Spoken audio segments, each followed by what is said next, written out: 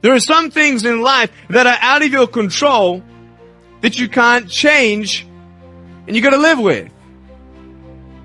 The choice that we have, though, is either to give up or keep on going. If you wake up tomorrow morning and blame your failure on someone or something else, you have no reason to change, do you? I want to ask you, what are you going to believe? Are you going to believe in yourself? Are you going to believe everybody else's judgment on you? Are you going to believe people when they say that you're a failure? No one really likes you. No one really cares about you. It's that son of a bitch's fault. Son of a gun! I did everything I could. But if you woke up in the morning and looked in the mirror and said, I am failing because of me, the decisions that I make, the energy I put in, I'm not passing the blame. If you look in the mirror tomorrow and say that, you will change. So sure enough, from poor to rich and from rich back to poor, what do you do now? What occurred to me was that even though my money was gone, I still had the skills. And the skills proved to be more valuable than the money. So I just simply went back to work, went back to the street, went back using the formula I had used in the first place to do well and made many times more what I did the first time. But I think that's the key. You just have to go back to work.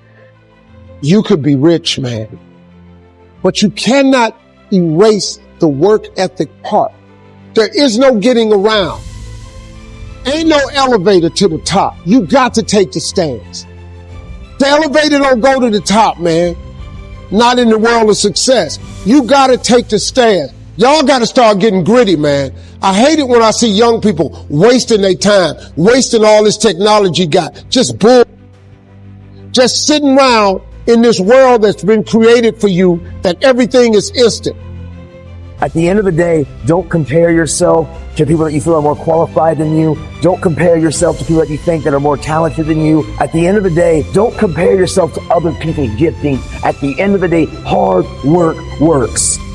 Hard work can always outwork talented people who don't want to work that hard. And so at the end of the day, I know some of us, maybe we don't come from the greatest home environment. We don't come from the greatest social and economical status. But at the end of the day, we are still in control of our lives. I promise you. Put in the work. If you put in the hard work, if you take control and you respect your dream and you respect your craft and you're willing to sacrifice and to get serious about that thing, I promise you over time, you're going to see the thing come alive. Hard work will always create opportunities for us to win in life. I mean that. And what I learned was the law of cause and effect. Now, the law of cause and effect is the great law of life. It basically says that there's a reason for everything. Everything happens for a reason. That success is not an accident. Failure is not an accident. If you want to be successful, happy, financially independent, if you want to achieve all your goals, it's not luck. It's not an accident. What you do is you find someone else who at one time did not have the effect that you want. You decide what you want. You find someone else who didn't have it, and you find out what they did to get it, and you do it over and over again until you get the same result. And it's not an accident. Well, when I learned this, it changed my life. You mean if I do what other successful people do, I'll get the same results that other successful people get? Answer is yes.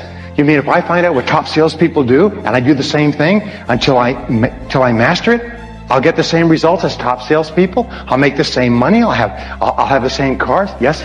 So I went out and I did it, and it worked. The law of cause and effect is what's changed my life. And by the way, I've been in many different businesses now. I've consulted for more than 500 companies over the years, over the last 20 years. And in every case, I ask them, how does your business work? What are the cause and effect relationships? And where is it strong? Where is it weak? What's working? What's not working? Where are the places where we can gain advantage? Where are the places where we're losing money and so on? And they think it's miraculous when I come in with this advice, which I charge them a lot of money for. Okay, so what I learned was this, is that there is a mental application. By the way, of all physical laws, there's mental applications. This is more important than anything else. It's that thoughts are causes. Thoughts are causes, and conditions are effects. Thoughts are causes, thoughts are causes, and conditions are effects. That means your thoughts create the effects of your life. Is that your thought is created. You're almost like a magician in your own life. You create your world by the way you think. And the interesting thing is, it's not the way you thought yesterday or the way you might think tomorrow. It's the way you think at this minute, at this moment. It's the way you think in the now that determines your life. And your thoughts are constantly creating your world on a forward basis. The wonderful thing about our society, a free society like Singapore, is that at any given time you can draw a line under the past and you can say, that was the past, but this is how I'm going to think in the future. And your whole life, just like turning the wheel of a car, goes in a different direction. If you change your thinking, you change your life. And when I learned this, you mean your outer world merely reflects your thoughts? Your outer world is merely an image of your inner world? Is that you keep attracting into your life people and circumstances in harmony with your thinking? Is that everything you have in your life you've created by the way you think? And that if you don't like anything, you can change the way you think and attract something different? Yes, all of that's possible. And once you learn that, you realize there's only one thing in the universe over which you have complete control. What is that? You only control one thing in the world. What is it? You can control your thinking. You can't control other things. You can't control the traffic, and you certainly can't control the weather, but you can control your thinking. And that's enough. Because if you will control your thinking, you control the whole world. Singapore is a tribute to human thinking. Singapore is merely an external expression of the very best thinking that has gone into building this country. This country is based on mind power. It's the most amazing thing. Look at these beautiful hotels and convention centers and office buildings. I mean, these are mental. These were mental before they were physical. Are you with me so far? It's really important to understand that. It's kind of an overwhelming thought. I had a hard time with it when I was in my early 20s. You mean my life, which was not that great, has been created by myself? Yes, it's been created by myself. So I said, well, then I'm going to start to get my thinking in harmony with what I want, rather than keep thinking the old crummy thoughts. Right, so, thoughts are causes, conditions are effects. Now what this means, and it brings us to the great law, which is the foundation of all religion and all philosophy, is that you become what you think about most of the time. You become what you think about most of the time. This is the underlying principle of all religions, all philosophy, all psychology, all success, all metaphysics.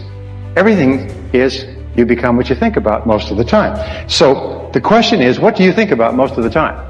By the way, this law is always true, except there are a couple of exceptions. If there weren't exceptions, then every young man would turn into a young woman by the age of 20. But nonetheless, you do become what you think about most of the time. Now, by the way, one of my subjects when I was poor is I began to study self-made millionaires. Self-made millionaires are people who start with zero and within one working lifetime pass the $1 million mark. But here's the point, is I studied self-made millionaires. These are people who started with nothing. They started with no money and maybe limited education. Sometimes they were brand new immigrants. Sometimes they couldn't speak the language, and they made more than $1 million. So tens of thousands of them have been studied over the years to find out what they do differently. And wouldn't that be a good thing to know, by the way? Say yes. I mean, if you want to be a self-made millionaire, I can promise you this. If you don't know how they think, you can't make it. In other words, if you want to go somewhere but you don't have a map, you can't get there. So I began to study them, and I found, what do you think self-made millionaires think about most of the time? They think about becoming financially independent. Because financial independence to them is very important. They want to reach the point where they don't have to worry about money.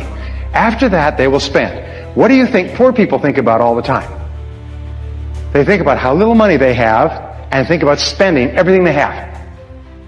And everything they can borrow or put on credit cards. So self-made millionaires are always thinking in terms of financial independence. Poor people are always thinking about how poor they are. Now, if you want to become a self-made millionaire, starting point is begin thinking about financial independence. And I'll talk about this in just a second. So, go back to my question. What is it that successful people think about most of the time? Come on, this is real simple, but it's really important. What is it they think about most of the time? Success? You're right. They think about what they want most of the time and how to get it. Now, these are the two turning points in your life. Think about what you want and how to get it. What is it that you really, really want, and how do you get it? And that's what they think about most of the time. And if you think about what you want most of the time, you start to move toward it, and it starts to move toward you. If you think about how you can get it and what you can do to move faster toward it, you begin to see all kinds of ideas. You all know these things about the brain, but the fact is, if you plant an idea in your brain, you suddenly start to see all kinds of possibilities to achieve the idea. Successful people are successful because they think and talk about what they want Unsuccessful people are unhappy because they think and talk about what they don't want. They think and talk about the people they're mad at and their bad experiences and their bad luck and their bad job and just shut up. Jeez. They whine and cry about their situation, but successful people are thinking about what they want and how to get it most of the time.